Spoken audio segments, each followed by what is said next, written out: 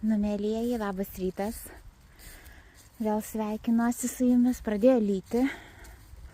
Išėjau darbuotis, šiek tiek pasidirbau, bet lyti pradėjo. Taip, tai ką šiandien dariau, tai truputį vėliau nueisiu, parodysiu jums.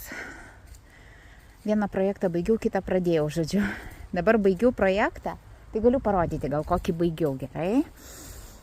Čia ilgą laiką turėjom tokį didelį plastikinį kibirą, nežinau, net ne kibiras, bačka gal, pilna stiklų, jinai va čia stovėjo.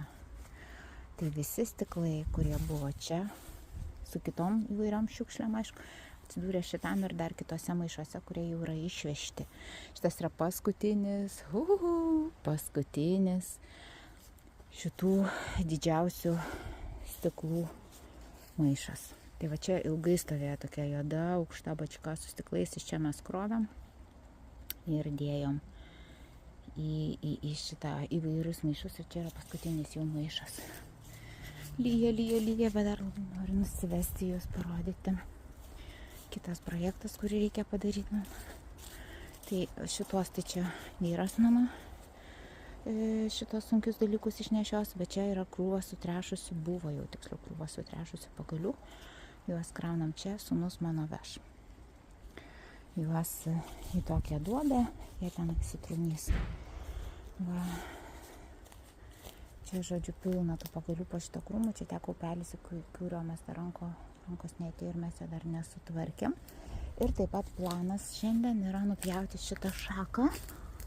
Vyras turi nupjauti, susmulkinti ir mes išnešim, kad būtų galima apeiti aplink tą pastatą ir truputį aprinkti šiukšles.